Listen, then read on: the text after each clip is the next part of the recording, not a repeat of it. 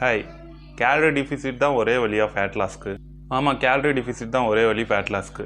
இந்த gallery deficit தான் ஒரே வழின்னும் போது அது நிறைய பேர் அதில் தப்பு பண்ணுறாங்க. அது என்னென்னா, நிறைய பேர் அவங்க பேசல் மெட்டபாலிக் ரேட் என்னன்னு கூட தெரிஞ்சிக்காமல் கேலரி டிஃபிசிட்டை ஸ்டார்ட் பண்ணுறாங்க. பேசல் மெட்டபாலிக் ரேட் நம்ம சும்மா இருக்கும்போது கூட, அதாவது எந்த ஆக்டிவிட்டிஸ் இல்லாமல் இருக்கும்போது கூட நம்மளுக்கு குறிப்பிட்ட அமௌண்ட் ஆஃப் கேலரிஸ் தேவைப்படும். அதுக்கு கீழே சாப்பிட்டுக்கிட்டு இருக்காங்க. இப்படி ஃபாலோ பண்ணுற கேலரி டிஃபிசிட் என்ன ஆகும்னா, திரும்பி கடைசியில் ரீகெயின் ஆயிரும். நீங்கள் என்னெல்லாம் லாஸ் பண்ணீங்களோ அதோட கொஞ்சம் எக்ஸ்ட்ராவாகவே வெயிட் கெயின் ஆக வாய்ப்பு இருக்குது. அதனால் என்ன ஆகும்னா, நம்மளுக்கு ஃபேட் லாஸ் ஆகாமல் மசில் லாஸ் தான் ஆகும். நம்ம ஸ்டார்டிங்கில் வெயிட் மிஷினை செக் பண்ணும்போது வெயிட் ஃபாஸ்ட்டாக குறையிறது நம்மளுக்கு வேணும்னா மோட்டிவேட்டிங்காக இருக்கும். ஆனால் அது பார்த்தீங்கன்னா வாட்டர் லாஸு, மசில் லாஸ் ஆகும், ஸ்ட்ரென்த் லாஸ் ஆகும், டயர்டாக இருப்பீங்க, தூக்கம் சரியாக வராது, ஸ்ட்ரெஸ் அதிகமாக இருக்கும். இதெல்லாம் இப்படி நீங்கள் ஃபாலோ பண்ணுறதுனால நடக்கும். அடிக்கடி பசிக்கும்.